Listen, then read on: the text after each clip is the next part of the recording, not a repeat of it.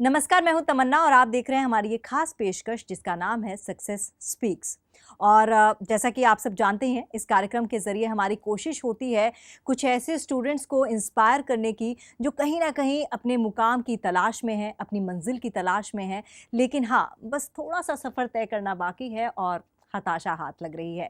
लेकिन आज हमारा ये एपिसोड उन तमाम स्टूडेंट्स के लिए एक बहुत ही अच्छी खबर लाया है, क्योंकि इस एपिसोड के ज़रिए आपको अपने तमाम सवालों के जवाब मिलेंगे। आपको एक ऐसा मोटिवेशनल सोर्स मिलेगा जिसके ज़रिए आप ये कह सकेंगे कि हाँ, अब मैं भी ये कर सकता हूँ और मैं ही सबसे बढ़िया कर सकता हूँ।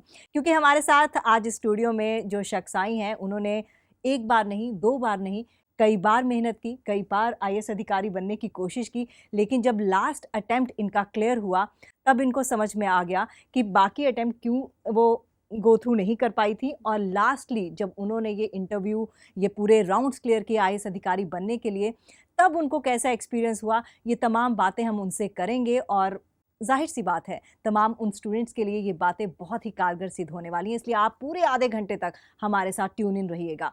और हमेशा की तरह हमारे साथ हैं हमारे सक्सेस गुरु, जो कि लाखों स्टूडेंट्स के आइडल हैं, लाखों स्टूडेंट्स के लिए एक मेंटोर हैं, क्योंकि कई स्टूडेंट्स की ज़िंदगी इन्होंने बदली है। कई स्टूडेंट्स को उनकी मंजिल तक पहुंचाने के लिए इन्होंने अपना हाथ आगे बढ़ाया है और कुछ शब्दों के ज़रिए, कुछ कह सकते हैं कुछ बातों के ज़रिए इन्होंने उन स्टूडेंट्स के लिए एक बहुत ही बड़ी मंजिल को तलाशने में, उस मंजिल तक पहुंचने के लिए कड़ी मेहनत की है। तो आप दोनों से हम बात करेंगे। सबसे पहले तो आपको बहुत-बहुत बधाई कि आपने लास्ट अटेम्प्ट में क्लियर किया, उसकी खुशी अलग ही होगी। First of all, thank you so much for inviting me here. ये एक वो प्रोग्राम है जो कि मैंने अपनी तैयारी के दौरान बहुत बार देखा है और हर बार ये लगता था कि मेरे जैसे ही बच्चे हैं जो कर रहे हैं। काफ़ी लोग लास्ट अटेम्प्ट में क्लियर कर रहे हैं, तो ये I am really really happy to be here today. अच्छा, मेरा सवाल आपसे पहला यही है, जैसा कि आपने बताया कि आपका लास्ट अटेम्प्ट था। अब प्रैक्टिकली अगर मैं देखूँ, अगर मैं अपनी भी बात करूँ, तो शायद एक बार कोशिश कर कर, दो बार कोशिश कर कर, तीसरी बार कोशिश कर कर, चौथी बार मुझे लगेगा कि अब तो मेरे बस का नहीं है, अब मैं नहीं कर सकती। अ, कभी लाइफ में ऐसा मोड़ आया, और अगर आया तो आपने उससे कैसे पार पाया? लाज़मी है कि बहुत बार ऐसा लगा, जितनी बार रिज़ल्ट आता था और लिस्ट में नाम नहीं होता था, तो लगता था कि क्यों टाइम ख़राब कर रहे हैं, कुछ और कर सकते हैं, अपनी नौकरी पे ध्यान दे सकते हैं। क्योंकि दोस्त नौकरी कर रहे थे, प्रमोशन पा रहे थे, शादी कर रहे थे तो मैं वो सब नहीं कर रही थी और मैं तैयारी कर रही थी इसके लिए। तो लगता था लेकिन थैंकफुली मैं जिस परिवार से आती हूँ, बहुत सारे ऐसे सपोर्ट मैकेनिज़्म मेरे पास रहा। मेरे दोस्त हमेशा सपोर्ट करते रहे, मोटिवेशन रहा। जितनी बार फेलियर सामने आया, उतनी बार ये भी लगा कि सक्सेस ज़्यादा दूर नहीं है, क्योंकि सेल्फ डाउट नहीं था, अपनी कैपेसिटी पे, कॉम्पिटेंस पे डाउट नहीं था। सो मुझे लग रहा था सिर्फ ये समय का खेल है, हो सकता है इस बार नहीं अगली बार। और बस उसी डिटर्मिनेशन के साथ में हमेशा अटेम्प्ट दिया है। बिल्कुल, इनकी बातें सुनकर दुष्यंत कुमार की रचना की 2 लाइनें हैं जो मुझे याद आ रही हैं। कौन कहता है आसमान में सुराख नहीं होता, कौन कहता है आसमान में सुराख नहीं होता, एक पत्थर तो तबीयत से उछालो यारो। वाक़ई वो तबीयत चाहिए, वो डिटर्मिनेशन चाहिए, तो बस आप जो चाहें वो कर सकते हैं। देखिए, सबसे बड़ी चीज़ रंजीता की इस बात पे ही आ रहा, वो कहता है कि अपने ऊपर डाउट नहीं था। कहती है समय की बात है, कोशिश जो है करने की बात है, लेकिन 6-6 अटेम्प्ट लेना कोई साधारण बात नहीं होती, वो भी कंटिन्यूअस, लगातार कोशिश करती जा रही हैं। तो उसके कारण से ये एक इरादा, पक्का इरादा का होना, वो बहुत बड़ी चीज़ है।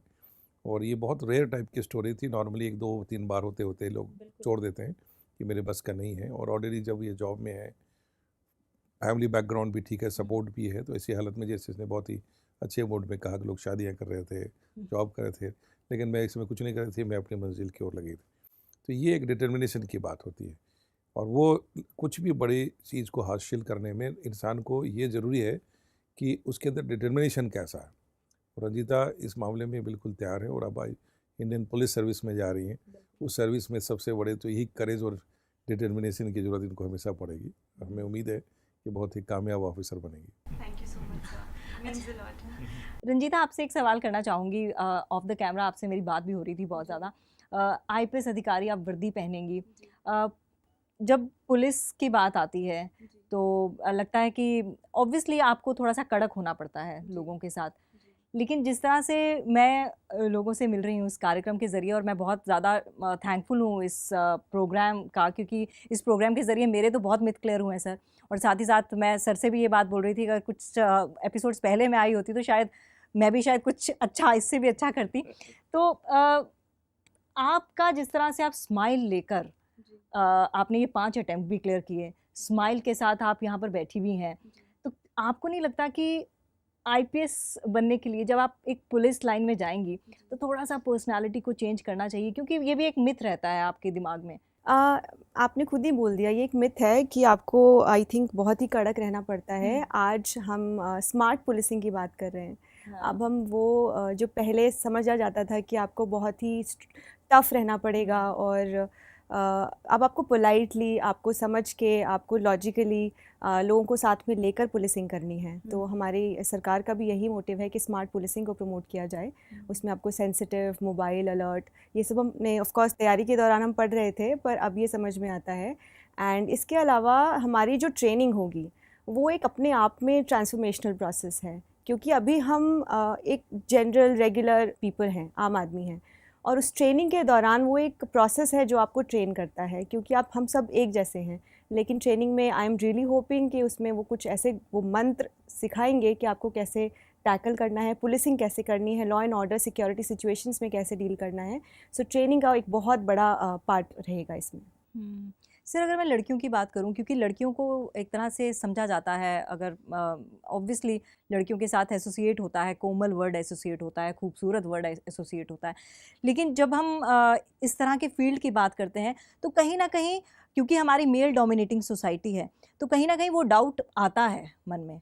तो उस डाउट के बारे में मैं आपसे ये जानना चाहूँगी कि कैसे लोगों के सामने ये क्लियर करना है हमें, और कैसे, क्योंकि रंजीता कई लड़कियों की इंस्पिरेशन है, अब कई लड़कियों की प्रेरणा स्रोत हैं, और जब वर्दी पहनेंगी तो हर लड़की ये सोचेगी कि काश मेरी भी इस तरह की वर्दी होती, इस तरह की पर्सनालिटी होती, इसका चार्म ही अलग होता है।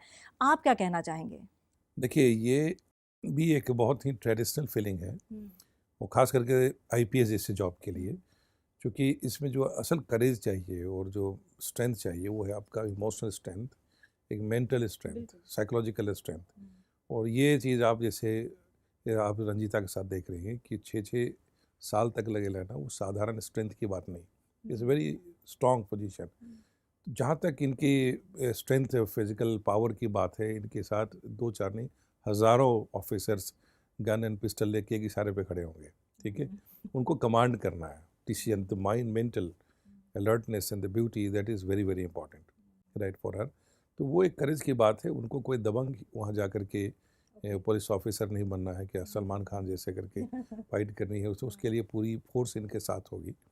और उसके अंदर हर चीज़ का जो कंट्रोल है, जब एक ऑफिसर जो है जो डिसीजन लेता है वो बहुत इंपॉर्टेंट डिसीजन होता है। विथ यूनिफॉर्म एक पुलिस ऑफिसर, आईपीएस ऑफिसर वही काम कर रहा होता है जो आईएएस में जाकर के बिना वर्दी के दूसरे लोग काम कर रहे हैं।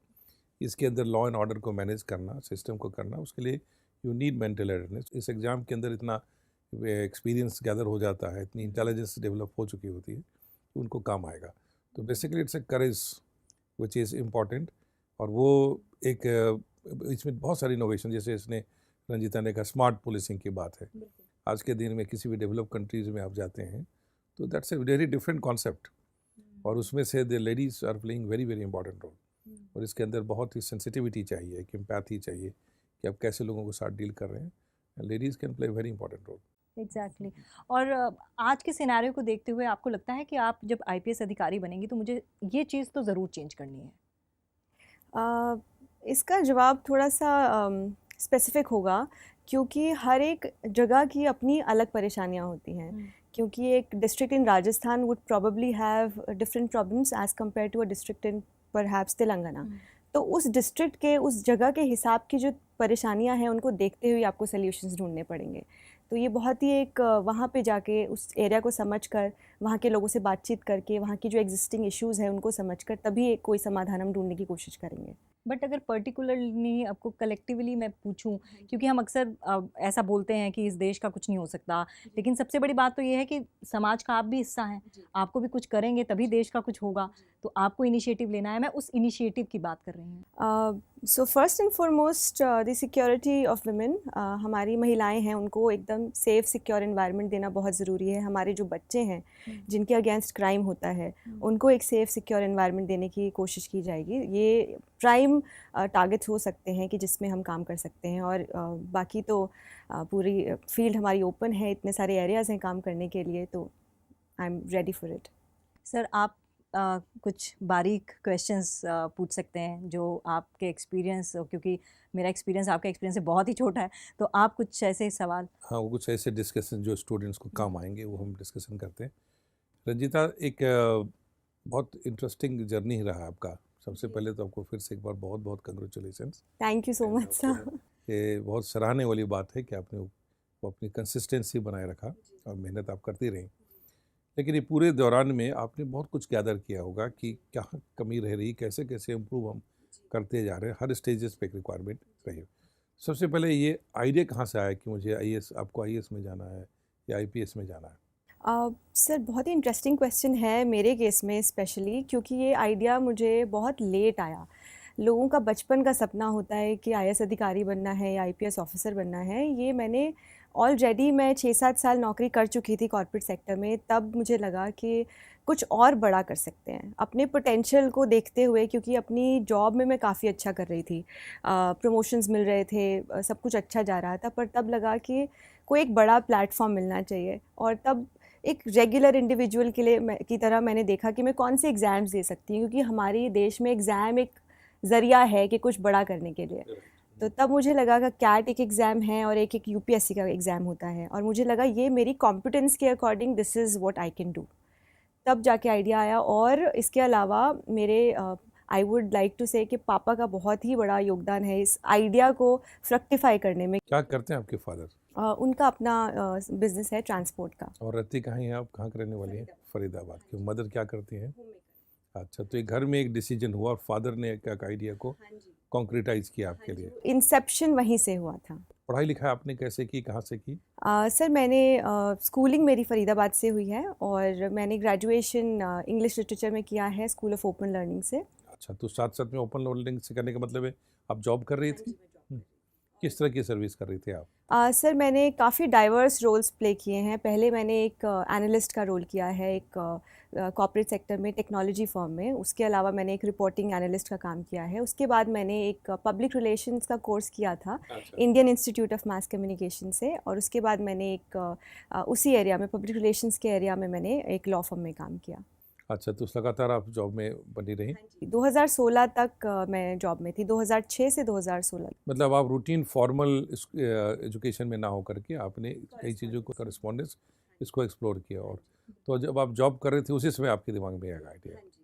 तो चलिए, मीडिया बैकग्राउंड की हैं मतलब आप, और मीडिया से रिलेटेड मेरे कई सवाल हैं। और कहा जाता है कि मीडिया लाइन जो होती है वो ग्लैमर की लाइन होती है, तो इस और भी हम जाएंगे और साथ ही साथ आपके बारे में भी पूछेंगे कि वो लाइन छोड़कर आपने आईएएस की तरफ रुख किया, उसका क्या बड़ा रीज़न था। लेकिन एक ब्रेक का वक्त हो चला है, एक छोटा सा ब्रेक लेंगे, ब्रेक के बाद तुरंत हाजिर होंगे। बने रहिए हमारे साथ।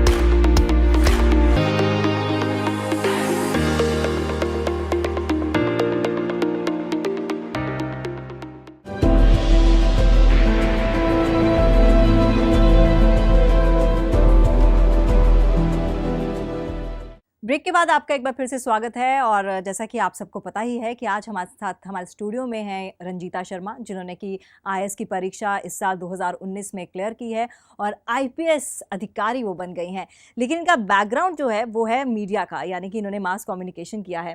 रंजीता, एक सवाल मेरे जहन में आ रहा है क्योंकि हम सब इसी फील्ड के हैं, तो जब भी इस फील्ड का नाम आता है ना तो सबसे पहले जहन में आता है ग्लैमर। ठीक है, तो आपने ये फील्ड मतलब मास कॉम इसलिए किया क्योंकि ग्लैमर की तरफ ज़्यादा अट्रैक्टेड थे? क्योंकि हम सब लगता है कि एंकर बनेंगे, रिपोर्टर बनेंगे, टीवी में दिखेंगे, पीआर की जॉब वो भी ग्लैमरस जॉब है, कई तरह के लोगों के साथ आपको इंटरेक्शन करने का मौका मिलता है। लेकिन आईपीएस ऑल टुगेदर ग्लैमर से दूर है, क्योंकि उसमें जिस तरह के लोग आपको मिलते हैं वो किसी भी तरीके के हो सकते हैं। तो दोनों ही मेरे को लगता है कि ऑपोजिट पोल हैं। तो कैसे आपने इन दोनों में सामंजस्य बिठाने की कोशिश की और कैसे एक ग्लैमरस लाइन से आपने जंप किया आईएएस की तरफ? मैंने पब्लिक रिलेशंस पढ़ा है और उसी फील्ड में काम किया, और वो एक थोड़ा बैकग्राउंड में रहकर काम करने वाला जॉब था। और वहाँ पर इनफैक्ट मीडिया में जो भी मैंने सीखा है, क्योंकि वो मेरा इंटरेस्ट एरिया था, मुझे लगता था कि मैं कम्युनिकेशंस की फील्ड में कुछ कर सकती हूँ। और आई रियली बिलीव कि जो मैंने वहाँ सीखा है वो मुझे इन art of communicating with the people now जब मैं फील्ड में जाऊँगी मुझे हेल्प करेगा। सो आई थिंक ये ट्रांजिशन है, ये एक स्टेप था इन माय जर्नी, और this is going to help me even in my present profile. से कितना इत्तेफाक रखते हैं इस बात से? देखिए, बहुत इंटरेस्टिंग है। देखिए, अब मीडिया भी एक अवेयरनेस से ताल्लुक़ रखता है और इस एग्जामिनेशन की जो रिक्वायरमेंट है उसको क्वालिफाई करने के लिए भी आपकी बहुत ज़्यादा अवेयरनेस चाहिए। और वो जो एनालिटिकल पावर है, एनालिसिस है, वो इस सिविल सर्विसेज के अंदर भी बहुत काम आता है। जहाँ तक आपने ग्लैमर की बात की कि भाई एक है वो आईपीएस की सर्विस में एक बहुत बड़ा ग्लैमर है, अट्रैक्शन है। ये जब पहले किसी के लिए न्यूज़ लिख रही होती, अब न्यूज़ ये बना रही होंगी, लोग इनके ऊपर न्यूज़ बना रहे होंगे, लिख रहे होंगे। तो वो भी एक कुछ नया इनोवेशन, कुछ नई चुनौतियाँ, कुछ रिफॉर्म्स जो पुलिस के अंदर लाएंगी, काम करेंगी। तो वो एक जब एक जज्बा है कुछ बड़ा करने का, तो उसके लिए एक प्लेटफॉर्म इन्होंने उसी हिसाब से अच्छा चुना। बिल्कुल, हम भी चाहते हैं कि आप कुछ ऐसा अचीव करें कि हम खुद आपका उस अचीवमेंट के लिए इंटरव्यू करें एज ए आईपीएस अधिकारी। सर, कोई और सवाल ऐसा? रंजीता, एक्चुअली सबसे पहले तैयारी के दौरान में चूँकि आपने 6 अटैम्प्ट ले लिए, तो कुछ जो नए जो विद्यार्थी जिनको आपको लगता है कि किन चीज़ों को ध्यान रखना चाहिए, जिसके कारण से जो मिस्टेक्स आपसे हुए होंगे या को कमी रह गई होगी तैयारी के दौरान में, उसके बारे में कुछ बताइए। सर, मैं यूजुअली अपने लिए एक फ्रेज़ यूज़ करती हूँ, I was a bundle of mistakes. और ये ओवर पीरियड ऑफ ईयर्स मुझे समझ आया कि मैं इतनी गलतियाँ कर चुकी हूँ जो कोई भी एस्पिरेंट टोटली जितनी गलतियाँ करने के लिए प्रोन होता है वो सब मैंने की। बहुत अच्छा है कि ऑनेस्टली इसको सारा बता दीजिए। मेरा क्लियर होने के भी सर्टेन स्टेप्स हैं, एक रेसिपी है जो मैंने फॉलो की जो कि मैंने पहले नहीं की थी। So I will go step by step in that direction. जैसे कहते हैं कि पहला स्टेप होता है आप सिलेबस को समझें। I did not understand the demand of the exam. सीधा पढ़ाई शुरू कर दी। सीधा पढ़ाई शुरू कर दी, क्योंकि वो कहते हैं ना कि नोज डाइव करना, एकदम जंप कर देना, वो मैंने किया विदाउट अंडरस्टैंडिंग। सेकंड, बहुत सारी बुक लिस्ट, बहुत सारे बुक सोर्सेज मैंने देखे, बुक लिस्ट नहीं बनाई, काफ़ी जगह हाथ पैर मारे, ये भी पढ़ लेते हैं वो भी पढ़ लेते हैं, जो एक क्लासिक मिस्टेक है। कोई भी एग्जाम में तो बहुत कुछ पढ़ना, बहुत, हाँ, वो कहते हैं ना कि एवरीथिंग अंडर द सन आ सकता है, पर ये सही नहीं है, ये भी एक मिथ है। एवरीथिंग अंडर द सन नहीं आता है। बहुत ही डिफाइंड, बहुत ही ब्यूटीफुली डिज़ाइंड एग्ज़ाम है सर ये। उसके अलावा जो हम कहते हैं कि नोट मेकिंग, तो मैंने आई थिंक पहले कुछ अटैम्प्ट्स में नोट्स ही नहीं बनाए। मुझे लगता था बुक से पढ़ रहे हैं, बुक से ही रिवाइज कर सकते हैं, पर ये समझ ही नहीं आया कि एग्ज़ाम से 4 दिन पहले आप कैसे रिवाइज करेंगे पूरी बुक। उसके अलावा सर आगे बात करें तो रिविज़न, तो कहीं ना कहीं रिविज़न में भी गैप्स रहे थे। और ये सभी स्टेप्स हैं, you need to understand the syllabus, you need to study the exam before you study for the exam. जी, और उसके अलावा you need to deconstruct the syllabus, जो कि मैंने नहीं किया था। Then you have to make your own notes, बहुत ही प्रिसाइज नोट्स बनाने की ज़रूरत है, उनको रिवाइज़ करने की ज़रूरत है, और जो पास्ट पेपर्स हैं या मॉक्स हैं उनको देने की ज़रूरत है। मुझे इतना डर लगता था मॉक्स देने से, मुझे लगता था मेरे नंबर कम आएंगे और मेरा जो ये कॉन्फिडेंस ये डिप हो जाएगा। मैं वो रिस्क ही नहीं लेना चाहती थी, और मैं प्रिपेयर्ड ही नहीं थी कि मैं एग्ज़ाम हॉल में जाऊँ और एग्ज़ाम दूँ। तो आप जब इतना अंडर प्रिपेयर्ड हैं तो आप कैसे सोच सकते हैं कि आपका एग्ज़ाम क्वालिफाई हो जाएगा। और ये मिस्टेक्स डेफिनेटली लोग करते हैं, उन्हें लगता है कि शायद डेस्टिनी है, ये डेस्टिनी नहीं है, आप तैयारी ही नहीं कर रहे हैं ठीक से। इस एग्ज़ाम ये ऐसे भी कहते हैं कि ये एक मैडनेस है, civil services is madness, but I think there is a beautiful method to this madness, और ये अगर आपको समझ आ जाता है तो आप एग्ज़ाम क्वालिफाई कर लेते हैं। मेरे ख्याल से जो डिस्कशन आप कर रही हैं आपने बहुत ही ब्यूटीफुली प्रेजेंट किया। यही डिस्कशन हम अलग अलग कैंडिडेट से समय समय पे कर रहे होते हैं। आपने बहुत ही इसको स्ट्रक्चर्ड कर दिया कि जो मिस्टेक्स को, कि जो सबसे पहला मिस्टेक जो कैंडिडेट का होता है कि टू जंप विदाउट नोइंग कि करने क्या जा रहे हैं। तो सबसे पहले आपने क्लियर कर दिया कि सिलेबस की थोड़ा अंडरस्टैंडिंग होनी चाहिए, उसको अपने हिसाब से रिकन्स्ट्रक्ट कर लें, कहाँ जोर देना है, क्या करना है। दूसरी चीज़ जो आपने ध्यान दिलाया वो क्या किया, selecting of list of books, that is very important कि डिसाइड कि ही पढ़ना है और ये नहीं पढ़ना है, that is very very important. Third thing which everybody should know is making right note so that कि लास्ट मोमेंट में भी आप रिवाइज कर सकते हैं and to get a right direction कि जा कहाँ रहे हैं, इसलिए पिछले साल के questions and then to practice on the test कि क्या कर रहे हैं। तो this is very beautiful presented. तो आपने ये सारी चीज़ें मेरे ख्याल से लास्ट अटेम्प्ट तक आते थे आपने सारे करेक्ट कर लिए। मैंने करेक्ट की और मैंने इंश्योर किया कि इस बार कोई भी गड़बड़ नहीं करनी है। ये सारी चीज़ें, ये जो मेथड है, ये मुझे जब भी समझ में आया मैंने इस पे काम किया, और आई थिंक यही रीज़न है। ऑफ कोर्स पेरेंट्स का सपोर्ट, भगवान की असीम कृपा, वो सब ज़रूरी है, लेकिन उसके अलावा आपको एक अमाउंट ऑफ हार्ड वर्क करने की बहुत ज़रूरत है, कंसिस्टेंसी ज़रूरी, आपको डिसिप्लिन बहुत ज़रूरी है इसमें। आपको इंश्योर करना है कि आप सेम टाइम पे रोज़ पढ़ रहे हैं, एग्ज़ाम जब होना है उसी टाइम पर आप मॉक दे रहे हैं, ताकि आपकी खुद की रिदम एक सेट हो जाए। ये सब चीज़ें बहुत छोटी लगती हैं सुनने में, पर अगर आप इनको डेली हैबिट बनाएंगे तो ज़रूर it becomes a second nature to you. तो मुझे 6 साल लगे, ज़रूरी नहीं है आप पहले साल में कर सकते हैं। बाकायदा आप अगर ये चीज़ें फॉलो करें, कितने सारे टॉपर्स ये सिमिलर रेसिपी बताते हैं, पर करने वाले बहुत कम लोग होते हैं, और जो कर जाते हैं वो तर जाते हैं। बहुत अच्छा, बहुत बढ़िया। और मुझे लगता है सर कि आईएएस एग्ज़ाम के लिए नहीं, किसी भी एग्ज़ाम के लिए आपको इस तरह से चीज़ें, टाइम मैनेजमेंट बहुत ज़रूरी है। बहुत ही जरूरी। अब हम टाइम मैनेजमेंट की थोड़ा चर्चा करते हैं, क्योंकि इस एग्ज़ाम में बहुत सारे मिथ हैं कि घंटों घंटों पढ़ना है, करना है, और कुछ सब पूरी दुनिया को छोड़ करके सब पढ़ाई करनी है। तो उसके हिसाब से जो एक टाइम मैनेजमेंट है, this is very crucial thing, इस एग्ज़ाम में भी और सर्विस में भी जाने के बाद ज़रूरत पड़ती है। तो आपने अपने टाइम को कैसे स्ट्रक्चर, कितने घंटे की पढ़ाई कंसिस्टेंटली अब कर पाते थे? सर 2016 तक जब मैं जॉब कर रही थी, तब मैं लगभग 3-4 घंटे देती थी पढ़ाई को। उसके बाद में क्योंकि डेडिकेटेड था तो मैं इजीली 7-8 घंटे, but I would still say कि नंबर ऑफ आवर्स मैटर ही नहीं करते हैं, उन घंटों में आप क्या कर रहे हैं वो मैटर करता है। क्वालिटी क्या है? क्वालिटेटिवली आप कितना पढ़ रहे हैं, आपका दिमाग डिस्ट्रैक्टेड है या आप फोकस्ड हैं, आप वहाँ पर अटेंशन आपकी है कि नहीं, क्योंकि हम यूजुअली बहुत डिस्ट्रैक्टेड रहते हैं, और आजकल तो सोर्सेज भी बहुत हैं आपको डिस्ट्रैक्ट करने के लिए। तो वो क्वालिटेटिवली अगर आप 7-8 घंटे दे रहे हैं, और ये आपके एप्टीट्यूड पे डिपेंड करता है, हो सकता है कि आप बहुत जल्दी चीज़ें ग्रैब करते हो और दूसरा कोई इंसान है उसको ज़्यादा टाइम लगता हो, ये बहुत इंडिविजुअल, हर पर्सन की अपनी एक रिक्वायरमेंट है, लेकिन इसमें अब ये होता है कि balancing the time, like GS में कितना टाइम देना है, ऑप्शनल में कितना टाइम देना है, उसको आपने कुछ बैलेंस भी किया कि कितने कैसे? सर ये क्योंकि ऑप्शनल बहुत ही इंपॉर्टेंट है, ऑप्शनल आपकी इनफैक्ट रैंक भी डिसाइड कर सकता है, तो इसीलिए आपको इक्वल एम्फेसिस ऑप्शनल को देना चाहिए। तो मैंने तो डिवाइड किया था अपना दिन कि मैं आधे दिन जनरल स्टडीज़ पढ़ती थी और आधे दिन ऑप्शनल की आंसर राइटिंग प्रैक्टिस करती थी। दोनों को बराबर टाइम दिया। अब हम थोड़ी सी चर्चा ऑप्शनल की करते हैं, क्योंकि आपने कहा selection of optional, right optional, वो बहुत डिसाइडिंग फैक्टर है, राइट? तो चूँकि आपका बैकग्राउंड इंग्लिश लिटरेचर का है, आप इसे मास मीडिया के फील्ड से हैं, बट आपने सब्जेक्ट सोशियोलॉजी लिया, कारण क्या था? सर इससे पहले ये एक मिस्टेक मैं बताना भूल गई थी, चॉइस ऑफ ऑप्शनल एक बहुत बड़ी मिस्टेक है, काफ़ी लोग कर जाते हैं, तो ये भी ज़रूरी है कि आप अपना इंटरेस्ट एरिया देखें, क्योंकि फिर आसान हो जाता है। और सोशियोलॉजी को मैंने इसलिए चूज़ किया क्योंकि जब मैंने सिलेबस देखा, I felt a natural inclination, क्योंकि मैं मीडिया ऑलरेडी पढ़ के आई थी, तो इसमें सोशल इश्यूज़ ही यूजुअली कवर होते हैं। थिंकर्स का पार्ट, थियोरी पार्ट है, लेकिन largely gender related issue, caste issue, जो हम सोसाइटी में आमतौर पर देखते हैं, वो इश्यूज़ कवर होते हैं। So purely on basis of interest मैंने ये ऑप्शन लिया था, एंड थैंकफुली इसका स्कोर भी अच्छा आ रहा था, तो सोने पे सुहागा हो गया। अच्छा, एक सवाल सर मेरा भी है। जिस तरह से आपने टाइम मैनेजमेंट की बात की और आपने कहा कि इतने आवर्स ज़रूरी नहीं है पढ़ो, आपको क्वालिटी टाइम देना है, लेकिन कहते हैं कि कुछ पाने के लिए कुछ खोना पड़ता है। तो आपको लगता है कि आपने इस दौरान कुछ चीज़ें मिस कर दी अपनी लाइफ में, फ्रीकिंग विद फ्रेंड्स या कुछ इस तरह की चीज़ें मिस कर दी?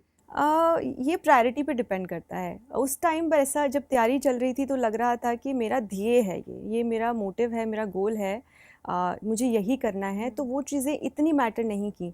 मैंने I was socially cut off, voluntarily मैंने डेफिनेटली सोशली कट ऑफ किया था। काफ़ी सारे फैमिली फंक्शंस होते थे जिन पे मैं जाती ही नहीं थी।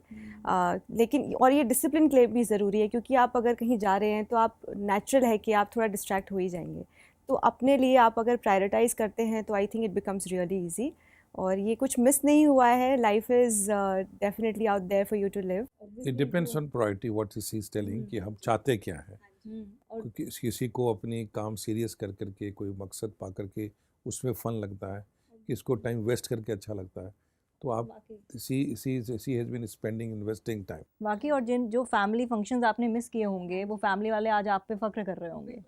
सब फिर वापस सब उस क्वेश्चन पे आते हैं कि जो सोशियोलॉजी ऑप्शन लिया, तो वो पहले क्या शुरू से आपने सोशियोलॉजी रखा था? सर मैंने सबसे पहले पब्लिक एडमिनिस्ट्रेशन लिया था। हाँ बाकी जी, attempts में फिर सोशियोलॉजी लिया था। तो सोशियोलॉजी एक ऑप्शनल सिलेक्शन में आपके हिसाब से किन बातों का ध्यान रखना चाहिए? सर सोशियोलॉजी अगर आप लेते हैं तो आपका अगर आप जनरली इंटरेस्टेड है सोशल इश्यूज़ को लेकर, और ये जो ऑप्शन है ये आपको जीएस में भी काफ़ी हेल्प करता है। इनफैक्ट मेरा जो एसए का स्कोर मुझे आया है, आई थिंक लार्जली वो इसीलिए आया है क्योंकि मैंने सोशियोलॉजी अच्छे से पढ़ी थी। अच्छा, तो वो आपको काम आया बहुत। वो जीएस में आपको रियली हेल्प करेगा, और बहुत ही जनरल सा सब्जेक्ट है, कुछ भी ऐसे टेक्निकली नहीं है इसमें। और अगर आप करंट अफेयर्स अच्छे से पढ़ते हैं, न्यूज़पेपर अच्छे से पढ़ते हैं, इंटरेस्ट है, तो आप इजीली टैकल कर लेंगे। कुछ फंडामेंटल बुक जिससे कि जिसने पहली बार सोशियोलॉजी पढ़ना है या आपने पढ़ी हो, तो कैसे स्टार्ट किया आपने? सर मैंने नोट्स लिए थे। मेरे एक बहुत ही खास दोस्त हैं, उन्होंने सोशियोलॉजी से ही क्लियर किया था, तो मैंने उन्हीं के नोट्स लिए थे। हाँ जी, तो ये मेरा काम काफ़ी आसान हो गया था। और उसके ऊपर फिर मैंने बिल्ड किया था। मैंने काफ़ी इंटरनेट का यूज़ किया था अपने नोट्स को और रिच करने के लिए। हर लंबे से एक स्टैंडर्ड बुक है इसकी, और कुछ पेपर 2 के लिए भी स्टैंडर्ड बुक्स हैं सर, जैसे योगेंद्र सिंह की है, और सिमिलरली जो स्टैंडर्ड बुक्स है उसका पेपर 1 और पेपर 2 के बीच में जब आंसर आप लिखते हैं, क्या दोनों को अपने बैलेंस करते हुए आंसर दिया, कैसे दिया? सर ये भी इंटरेस्टिंग है, क्योंकि पेपर 1 कहते हैं कि थियोरेटिकल होता है ओरिएंटेशन उसका, पर इस साल जो एग्ज़ाम टेस्ट आया था उसमें क्वेश्चंस काफ़ी करंट ओरिएंटेड थे, जो कि हम यूजुअली पेपर 2 में देखते हैं। तो आपको आई थिंक अगर आपने दोनों पेपर अच्छे से प्रिपेयर किए हैं तो आपको कठिनाई नहीं होगी, और उसके हिसाब से बैलेंस नेचुरली हो जाएगा। अगर आपने आंसर राइटिंग प्रैक्टिस की है तो वो अपने आप बैलेंस हो जाएगा। तो चलिए यहाँ पर बैलेंस की सर बात कर रहे हैं, ब्रेक का वक्त हो गया है। ब्रेक के बाद इसी बैलेंस की बात करेंगे और बैलेंस की बात करेंगे smart work versus hard work की भी। आप मेरे साथ बने रहिए, ब्रेक के लिए रुक रहे हैं।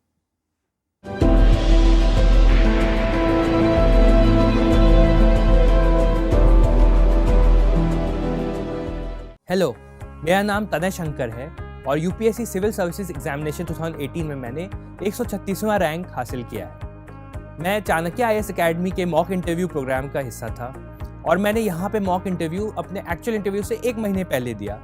वहाँ जो पैनल थी वो यूपीएससी के असली पैनल से काफ़ी सिमिलर थी, और जो मुझे फीडबैक मिला और जो मुझे वीडियो ऑन द स्पॉट मिल गया वो मुझे मेरे प्रिपरेशन में और बेहतर करने के लिए मुझे काफ़ी मददगार साबित हुआ। इसलिए मैं बहुत धन्यवाद देना चाहूँगा।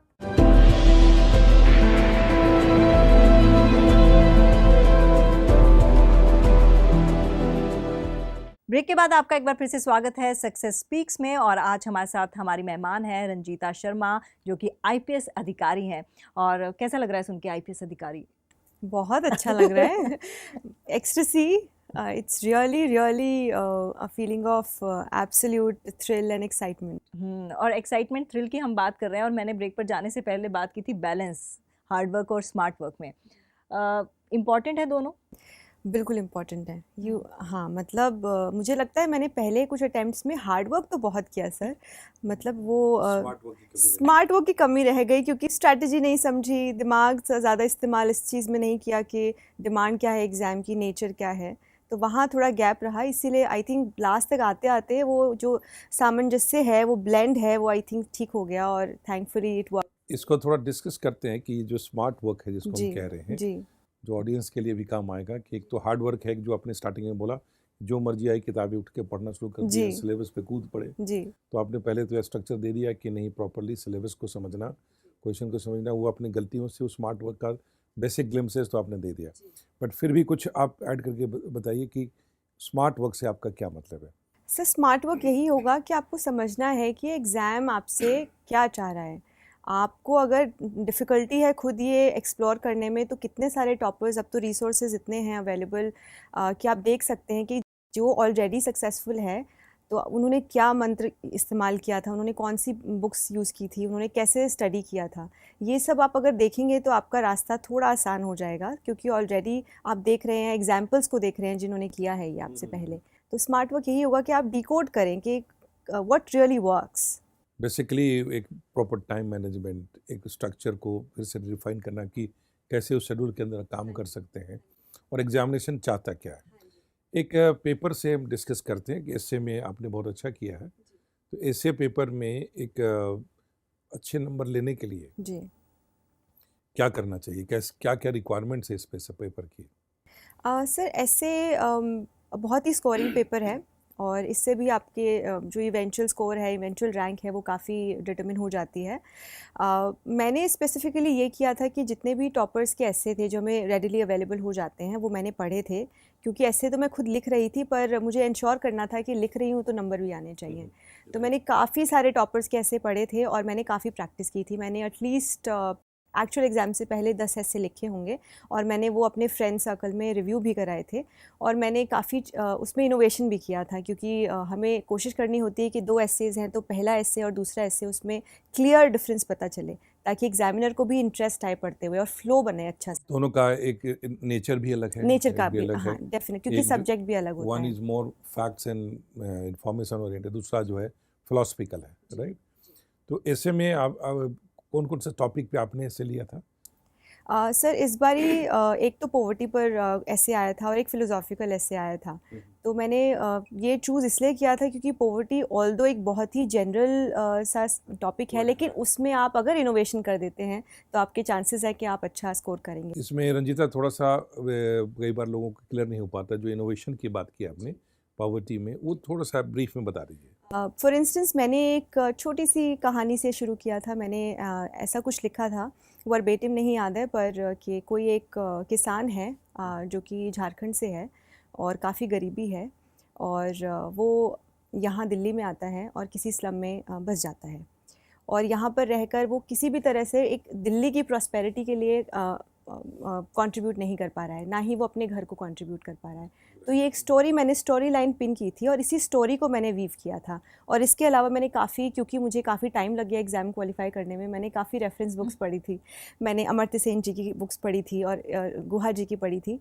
तो उनसे मैंने रेफरेंस लेके मैंने कुछ कुछ पॉवर्टी रिलेटेड पॉइंट्स मैंने पढ़े थे, तो वो मैंने इनकॉर्पोरेट किए थे, साथ साथ उसी में वीव करते रहे। तो एक स्टोरी लाइन और जो एंड था, कंक्लूजन था, वहाँ पे मैंने वापस से उसी का जिक्र किया कि अगर हम उस एक गरीब इंसान पर फोकस करेंगे और उसकी पॉवर्टी एलिविएशन पे फोकस करेंगे, तो हो सकता है कि देश जो हम न्यू इंडिया की बात कर रहे हैं वो हो पाए।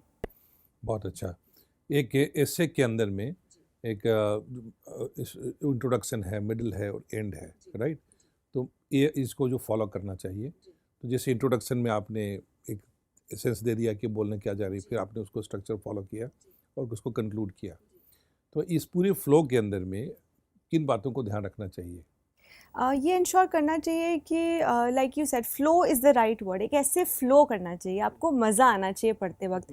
एक पहला जो पैराग्राफ है, it should naturally organically link to the second paragraph, और उसमें आप, क्योंकि आप इंट्रोडक्शन दे रहे हैं, वो एक स्नैपशॉट है कि आप लिखने क्या वाले हैं। बॉडी में आप उसको एक्सपैंड करते हैं, आप पहले उसकी फॉर इंस्टेंस अगर पॉवर्टी की बात कर रहे हैं तो आप क्यों है उसके रीजंस आप लिस्ट डाउन करेंगे। सेकेंडली आप फिर बताएंगे नेक्स्ट पैराग्राफ में कि क्या सोल्यूशंस हो सकते हैं, सोल्यूशंस भी कितने एंगल से सोल्यूशंस हो सकते हैं, कि सोसाइटी क्या कर सकती है, मीडिया क्या कर सकता है, बिजनेस हाउसेस क्या कर सकते हैं, और सरकार के क्या इनिशिएटिव है, वो हम टुवर्ड्स द एंड बता सकते हैं। और उसके जो अंत में हम ऑफ कोर्स ये लिख सकते हैं कि अगर ये सब मिलकर एक साथ काम करेंगे तो आप कंक्लूड कर सकते हैं कि जो हमारा फ्यूचरिस्टिक, जो हम आने वाले भारत की बात कर रहे हैं कि सर्वश्रेष्ठ हम एक देश बनने की कोशिश कर रहे हैं, तो उसमें ये सारे जो एफर्ट्स हैं सबके मिलके कैसे हमें आगे ले जा सकते हैं। सर, एक सवाल मेरा आप दोनों से है। जैसे आपने कहा कि सर्वश्रेष्ठ भारत की हम बात कर रहे हैं, आजकल यूट्यूब में ऐसे कई वीडियोस आते हैं जिसमें बताया जाता है कि जब आप आईएएस का तमाम एग्ज़ाम्स क्लियर कर लेते हैं और लास्ट राउंड आपका इंटरव्यू आता है,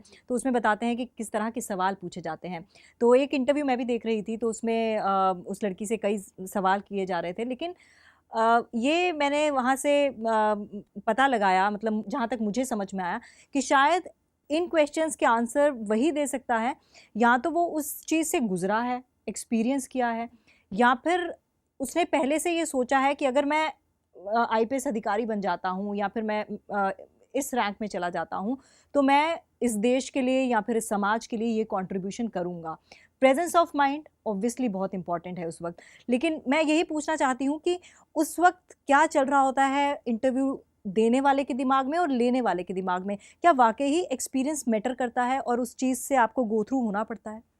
रंजीता बताएंगी पहले। मुझे लगता है कि इंटरव्यू, ये मेरी अंडरस्टैंडिंग है, मैंने एक ही बार इंटरव्यू दिया है बट मुझे ये समझ में आया है कि वो देखते हैं कि आप कितने सेंसिटाइज्ड हैं मैटर्स को लेके।